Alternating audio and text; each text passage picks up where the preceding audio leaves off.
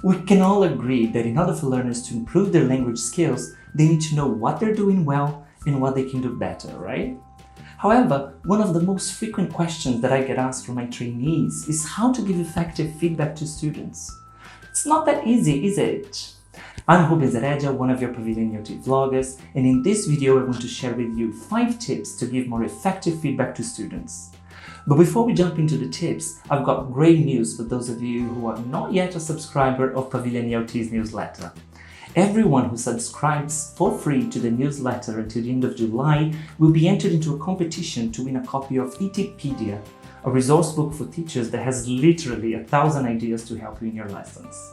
I will include a link to the free subscription in the description below, as well as a link to a video that can tell you all the ways in which Pavilion EOT can help you keep developing as a teacher. Make sure you check it out.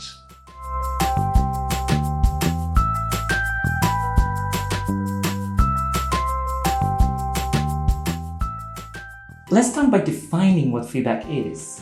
When I talk about feedback in this video, I'll be referring to one of 2 things: feedback on tasks and activities, and feedback on language. Feedback on tasks and activities involves checking answers to an exercise, telling students how they performed in a speaking activity, and giving feedback on the effectiveness of writing, etc., etc. Feedback on language, on the other hand, involves either praising the students for accurate use of the English language or correcting students' language errors, be it on spoken or written tasks. My first 2 tips will refer to feedback on tasks and activities, and tips 3, 4, and 5 will do with feedback on language. So now that we agreed on the terms, let's cut to the chase. Tip number 1, ask students to justify answers to activities. It's very common for teachers to check answers of an exercise by eliciting answers from the whole group. Nothing wrong with that. However, how is that different from just giving students an answer key? What can we teachers do that students wouldn't be able to do on their own if they had access to the answers? Well, we can start by asking why. According to Valeria Engel, asking students to justify the answers is a great way to check that their answers are not just random or copied, and provide a good teaching moment for the rest of the class, who will listen to the justification and maybe learn from it, or agree and disagree with the explanation provided. When we ask students to justify their answers to a reading, listening, grammar, or vocabulary activity, we're also giving them a chance to consolidate what they learned by verbalizing it. And it also allows us teachers to better assess the learner's linguistic, cognitive, and performance needs. Tip number 2, promote peer checking and collaboration. Do you know how sometimes you can't find a solution to a problem until you sit for coffee with a friend and talk about it? Sometimes the answers come not from thinking hard on your own, but from having an interlocutor to bounce ideas with. The same thing happens with students.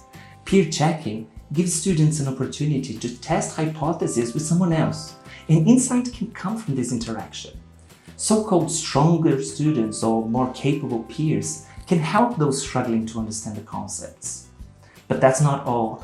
In order to negotiate with their partners and reach consensus, students need to plead their case, put forward arguments, agree and disagree, all of which are very useful in complex speaking skills.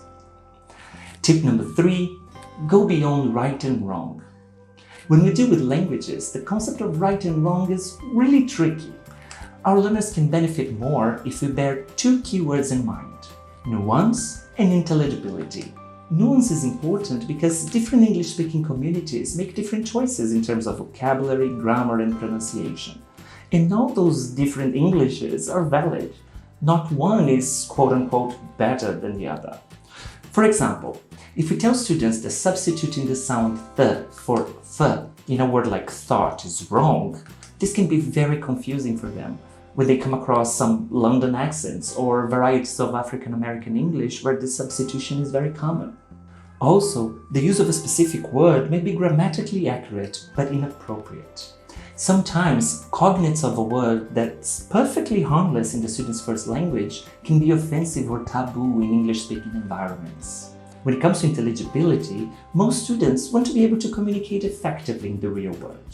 And effective communication includes accuracy, but it's not restricted to it. It also involves clarity of ideas, intelligible pronunciation, and many other factors. What we see as traditional teaching tends to focus heavily on accuracy, and this is reflected in the materials we use.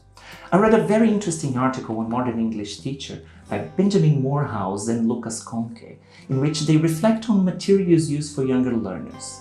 According to them, the materials prioritize their practice time on accuracy and neglect other essential aspects of language learning, such as fluency, complexity, and creativity. So on paper, the students may look like they're improving, but in reality, they have difficulty transferring the language they're learning to other contexts. By shifting the focus away from right and wrong and towards nuance and intelligibility, we are helping students operate more effectively in the real world with more cultural awareness. Tip number 4, systematize feedback on language. Now let's be honest here. What does your whiteboard look like at the end of your lesson? Is it just a collection of random words here and there, or do you usually adopt a system to organize information? The whiteboard or visual material you share in your online lessons is probably the biggest source of information for students to make notes. If your notes are messy, their notes will be messy. And then, a couple of weeks after the lesson, when the student's trying to study for a test or revise what they've learned, they will find their notes and it won't make much sense to them. So it's a good idea to provide a good model.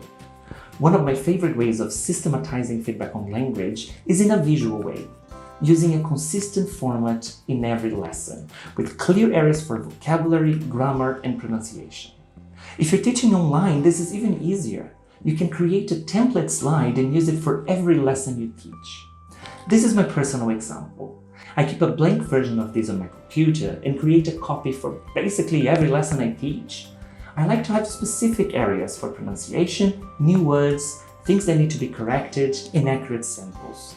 Sometimes I use one area more than the other, but in the end of the lesson, my students have a clear record of what we talked about in terms of language. They get a screenshot of that and keep it as their own notes, because that's what they are, notes on language that the students and I build together. Tip number 5, give students a chance to get it right. We usually wrap up lessons with some feedback on language. It makes perfect sense since we usually have speaking activities towards the end of the lessons. The flip side of this, however, is that the last thing students hear in the lesson is, here's what you said and here's what you should have said. Not very motivating, is it? So try to give students another opportunity to get it right. By that, I don't mean repeating the entire task, just a mini practice of the specific language that was corrected. A chance for students to pronounce, personalize, and use the language again after becoming aware of what the correct form is. I hope these tips were helpful to you.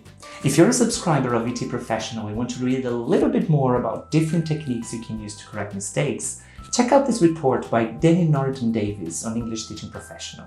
I'll include the link in the description below. And I'd love to hear your take on feedback. What strategies do you use? Sound off in the comments below or get in touch with me on social media at WhatIsELT. Keep experimenting and keep teaching.